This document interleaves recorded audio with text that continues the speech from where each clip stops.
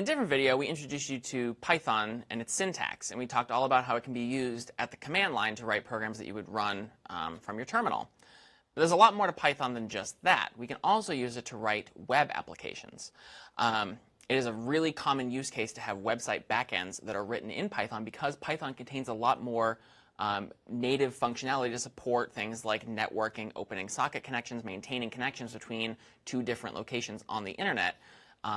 And C can do these things too, but in C it's really, really difficult and really a lot of code. And in Python, because it is a more modern language that abstracts away some of these kind of boring, tedious details of C, it thus becomes a lot more straightforward and a lot more tenable to write more complex web apps in Python instead of using C.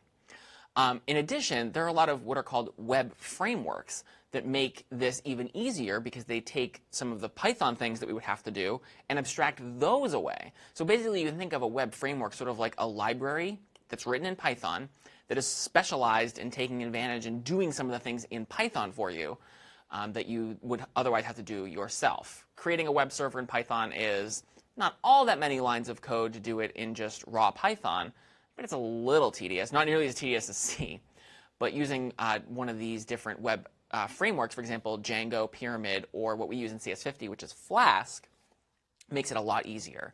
Now, those frameworks are all great. We're talking about Flask and CS50 specifically because it is very lightweight and still quite feature-rich, which means that it will work well on CS50 IDE, where you are using a cloud-based infrastructure, and the amount of space and memory you have is limited by design. Using the lightest weight web framework possible was really important.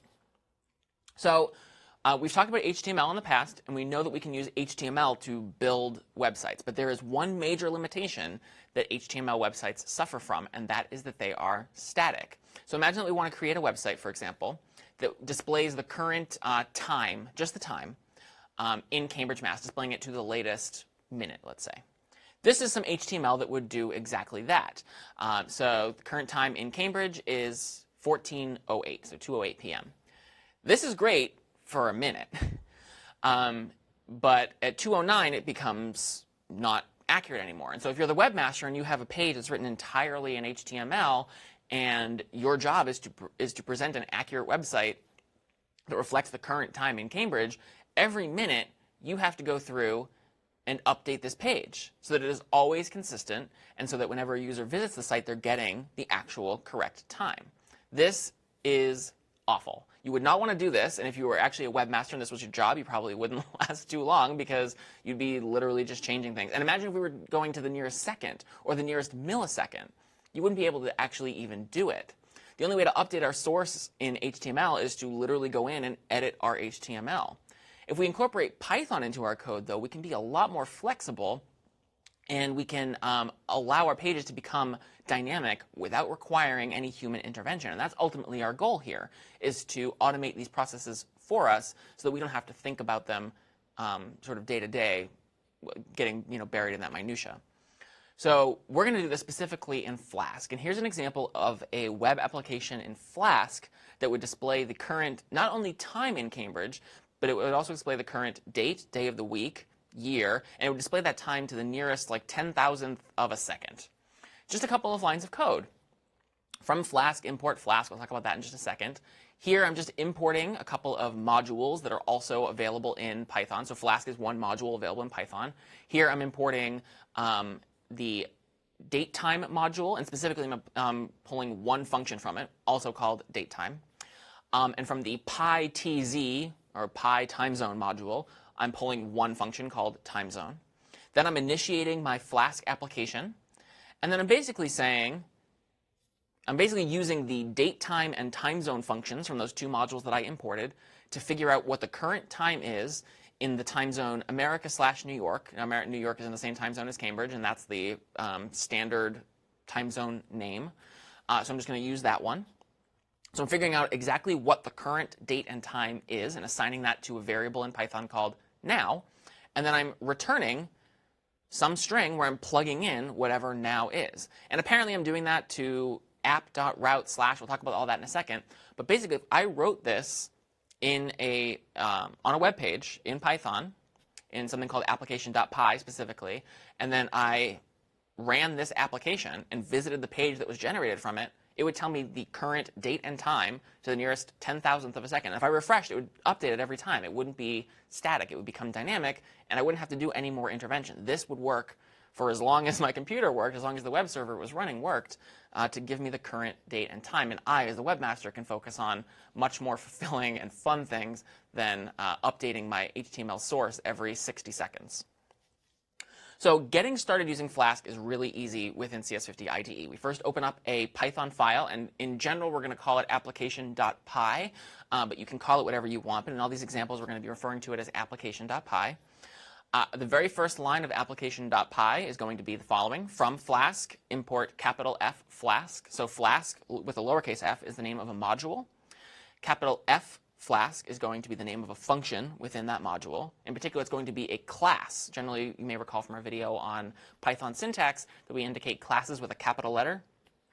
That's what we're doing here. We're importing the Flask class. After we import it, we then need to initialize a Flask application. You saw that on the previous code example as well. App equals Flask, parentheses, underscore, underscore, name, underscore, underscore. Underscore, underscore, name, underscore, underscore is just the name of the file. So basically, this is creating a Flask application based on whatever file this line of code appears in, which again is always going to be generally application.py. So it's basically creating an app, a Flask application, from the application.py file. And then from there, we just have to write functions, which we're familiar with doing in Python, to define the behavior of our application when we do different things. So here, for example, are two functions that I might write. And you'll notice that this is not new. This is just writing in Python. We're not writing in anything special here. I'm defining a function called index, whose sole purpose is to return you are at the index page. And I'm defining another function called sample, whose sole purpose is to return the string you are on the sample page. Now, how do I associate these functions with my site? Well, what I can do is something like this. This is called applying a decorator. We'll talk about this in just a second. But basically, what it means here is if I go to my web application's homepage, which you may recall from our video on HTTP is just /. So if I don't type anything else, it's going to default to index.html or nothing. It will show me you are at the index page. If, however, I go to whatever my web application's address is /sample, it will not show me the index page. It will show me the sample page. So basically what I'm doing here is I'm defining the behavior that I want to appear on different pages within my Flask application. So again, these are called decorators. And in Flask context, we're basically just associating a particular function with executing when you visit a particular URL. Decorators are actually not something that are native to Flask. They're native to Python more generally, but that goes beyond the scope of what we cover in the class. But generally, they are used to modify the behavior of a function or associate a function with something. But in Flask, we're going to use it specifically to associate functions with visiting certain domains. Okay? We also then need to, so we've now written some code, the index and sample functions. Now we want to run our Flask application. We do that in 3 steps, the first 2 of which you only have to run once. First thing you have to do is export the Flask app. Flask app is a system variable, and it's going to become stored in the memory of your IDE specifically, so that if you ever run an application again, it knows exactly which application to run. So we're basically just saving in memory somewhere the location of our Flask application. It's being stored in a system variable. So export Flask app equals application.py, because that's the name of our file. The second line is technically optional, but it's recommended, particularly as you get started. Export Flask debug equals 1.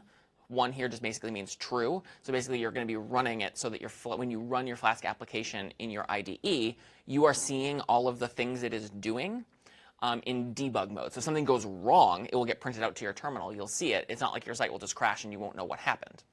And then after executing those 2 lines of code, again in our IDE, just executing those 2 commands rather in our IDE, Flask run. And then what will happen, and specifically in your IDE, is it will take about a second to spin up, and then it will give you a URL that you can click on and visit, which will be the home page of your application. Again, after the first time you get configured with the particular application you want to run, you can leave these 2 blue lines out. You won't need them again. You can just continue to type Flask run, and it will continue to run that same application over and over until you no longer want to run it. And then you would export a different application, export a different debug mode, and so on. So in addition to just running code, as we did before with just having it print out you are at the index and you are at the sample page, we can also pass data in to our Flask applications. We can do this using HTTP GET, you may recall, by passing in data via URL. So I might write a function that looks a little something like this. It's a function called show, and instead of taking no parameters like index and sample did earlier, I'm accepting a parameter here called number. And I'm returning you passed in, and then I'm apparently going to interpolate or place in or stick in some number. Well, where does that number come from? Well, look at my decorator here. At app.route/show/ and that square bracket, those angle brackets are actually important. We actually have to leave those in. Number. So that if I visited my application /show/10, the page would show you passed in 10. If I went to /show/50, it would say you passed in 50. So it allows me to collect information using HTTP GET by having the user supply it via a URL. We can also pass in data via HTML forms, which are transmitted not by GET, but by something called POST. Now, by default, Flask is configured to only accept HTTP GET requests or information via the URL, so we have to modify a couple of things to make sure that Flask will also respond to HTTP POST requests, or for example, when data is submitted via a form. So if you get to problem set 7 in CS50, which is CS50 Finance, you'll see that in our distribution code we have something that looks a little similar to this. So this is where this is coming from if you want to take a look. I've taken out a couple of things just to fit this 4 lines of code on the slide here. But this is some of the sample code that we give you that is checking to see whether the user has provided a username in a particular field. So notice that in addition in my decorator to saying where the function should be associated, so in this case with /login, I'm also saying not only that, but you should be accepting data via the get method or via the post method. So that's how I explicitly call it out. Then I'm defining my login function, and I'm saying if not request.form.get username. Using get here is unfortunately a side effect of Python. That does not mean we're using the get method here. Basically what I'm asking for is go and retrieve, literally using get in that context, go and retrieve from the form the field called username.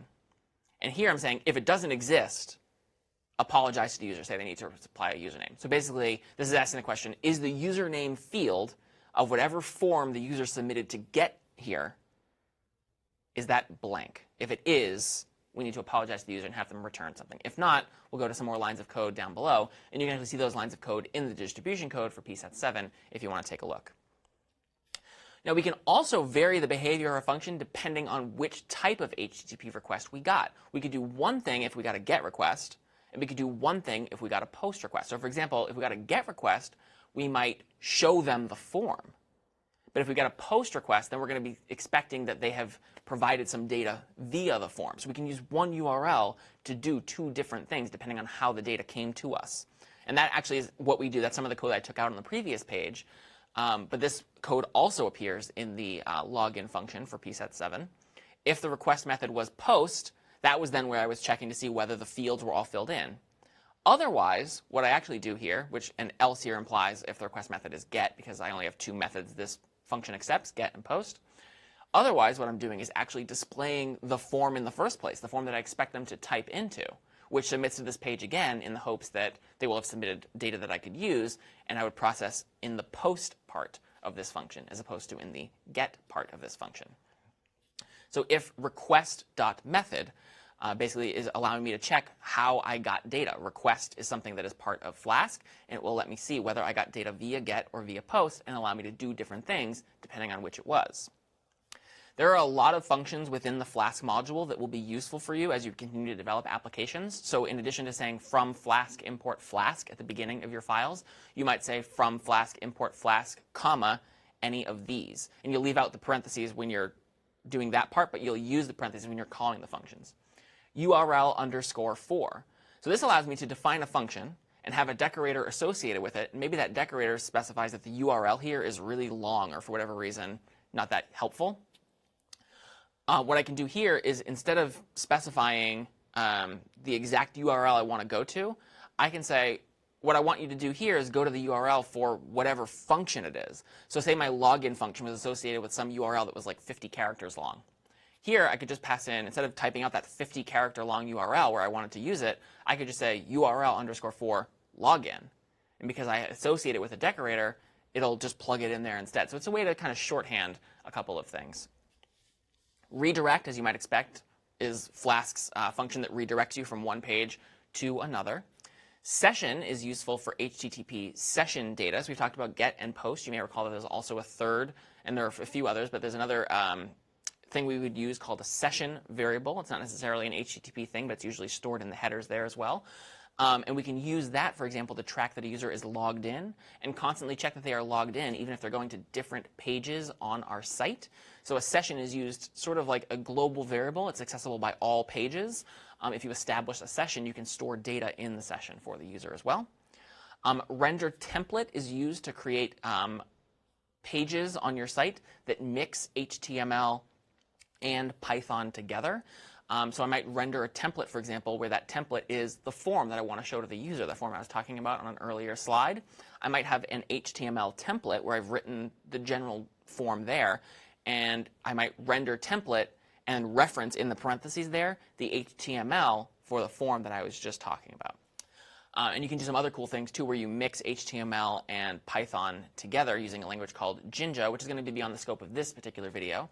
But if you want to get more information about what you can do in the Flask Quick Start Guide, and you really can get started pretty quickly with it, the URL is there. And if you want to learn about Jinja and how you can mix HTML and Python together to create basic templates where you can maybe substitute a couple of different things in depending on what the user has submitted via a GET or POST request. You can get some information on Jinja there. Jinja is Python-inspired syntax, so some of the things that you'll be familiar with from Python syntax will be relevant there, but there are a couple of little twists as well, and you can learn more about Jinja at that URL there as well. I'm Doug Lloyd. This is CS50.